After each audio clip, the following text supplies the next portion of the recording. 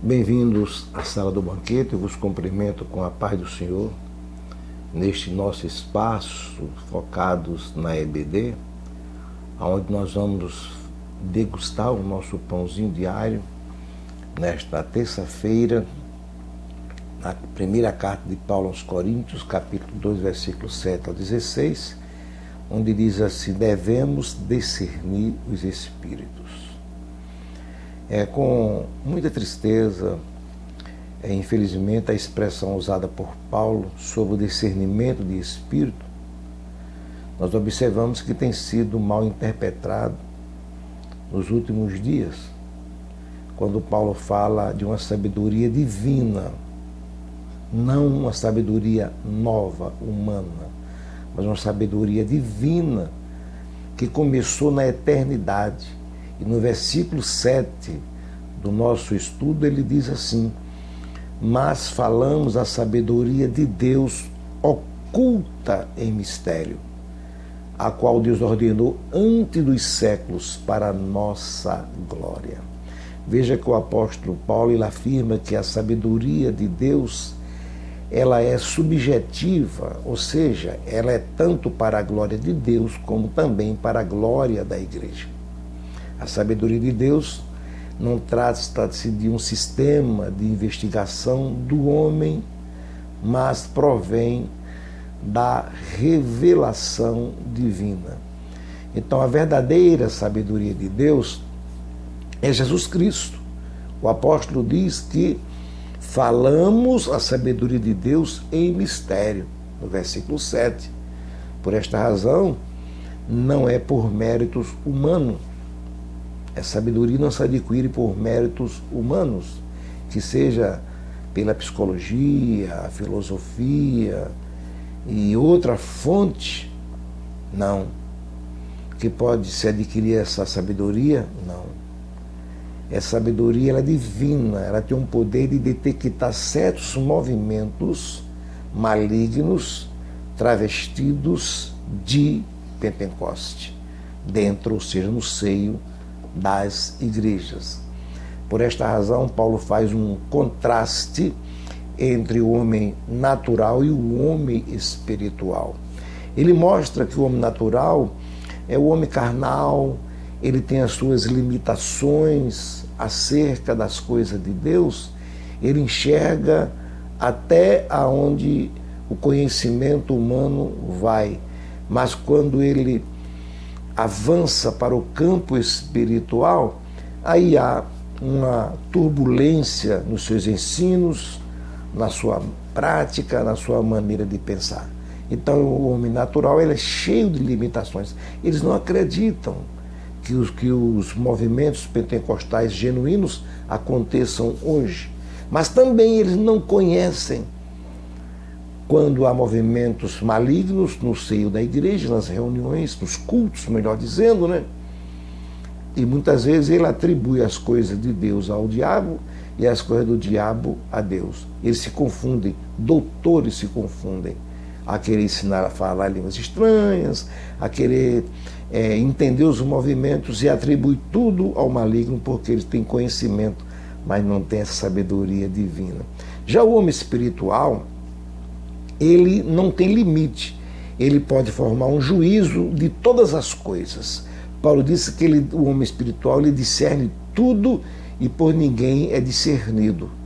Então, para termos esta sabedoria, é preciso, primeiro, aceitar a Jesus como nosso Salvador, buscar e receber o batismo com o Espírito Santo, e depois buscar esse dom maravilhoso que está entre os 9 dons, que é para o uso da igreja. Aí sim, aí o cristão está apto a detectar as coisas malignas. Porque o discernimento de espírito é de suma importância, é indispensável na igreja. Porque existe o Espírito Santo, o Espírito humano e o Espírito demoníaco. Então, se você não tiver um conhecimento, não apenas da letra, mas ter a sabedoria de Deus através do Espírito Santo, você não vai diferir, você não vai entender. Então é preciso tomar muito cuidado sobre esse dom, porque muita gente acha que esse dom trata-se de uma investigação da vida alheia, né? De pecados alheios. Tem pecado oculto, Deus vai revelar. O povo se preocupa tanto, tem muita gente preocupada tanto com pecados alheios que esquece dos seus. Não, tem algo ali, precisa daquilo e tal. Não, irmãos. Os dons é dado para adornar a igreja. E quando se dá vazão ao Espírito Santo de Deus, ele se encarrega de fazer a limpeza na própria igreja, porque ele vem para consolar, dirigir, guiar. Então, devemos ter muito cuidado, porque muitas manifestações malignas no meio do povo de Deus. E, por não ter conhecimento, acha que tudo é Deus. Aí traz as coisas mundanas por falta do discernimento de espírito. O que o dom de discernimento de espírito não é, precisamos saber. Não é uma técnica de ler os pensamentos. Alguém, se pensa isso, está enganado. Tem muitos que pensam. Não. Também não trata-se de um fenômeno espiritista. Também não. Não é uma consulta psicológica. Também não. Discernimento de espírito é um atributo de Deus pelo qual ele conhece absolutamente todas as coisas e tem autoridade para julgá-las. E ele, conhecendo, ele dá, esses dons é dado para a igreja, para que a igreja possa abraçar e cuidar. Não é perseguir alguém, porque é muito fácil apontar o pecado de alguém. Quando peca, todo mundo sabe. E quando as coisas não vão boa em uma igreja, alguém tem algo, aí pega aquela parte lá de Acã e faz aquilo ali de Acã como que fosse uma regra. Não. Paulo disse: examine-se, pois, o homem a si mesmo.